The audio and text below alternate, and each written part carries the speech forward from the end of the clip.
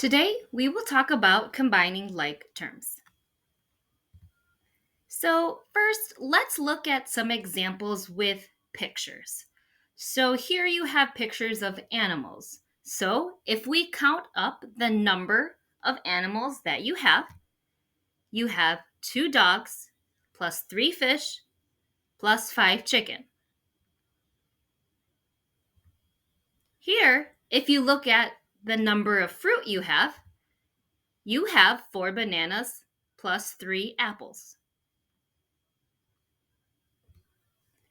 In this example, it looks like we have 5 cars, but the cars are different colors. So we say you have 2 green cars and 3 blue cars. Like terms have the same variable with the same exponent. So let's look at some math examples now together. When you see this example, the first thing that you are going to do is you're going to add what is the same. So 3x and the minus 8x, they both have x's on them. So 3 minus 8 is negative 5 with the x. Next, you see the numbers only. You have 7 plus 5, which is 12. In this example, you have all x's, but some of them have an exponent of a 2. So if we look at the 4 and the 5, those are both just x's. So 4 plus 5 is 9 with the x.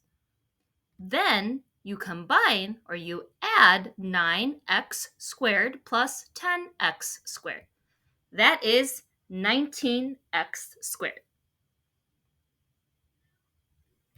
In this example, you have different letters for the variables. So let's combine what is the same. The 7x and the 4x, when I add them together, is 11x. Now, I see I only have a y squared. Nothing else has a y squared. So I write that minus 3y squared. And if I look at the x squared, I only have one of those too. So I'm going to write down the minus x squared. That's the final answer. Remember, look at the variable and the exponent when you combine like terms. If you found this video helpful, don't forget to hit like and subscribe for more notifications on new videos. Thanks for watching!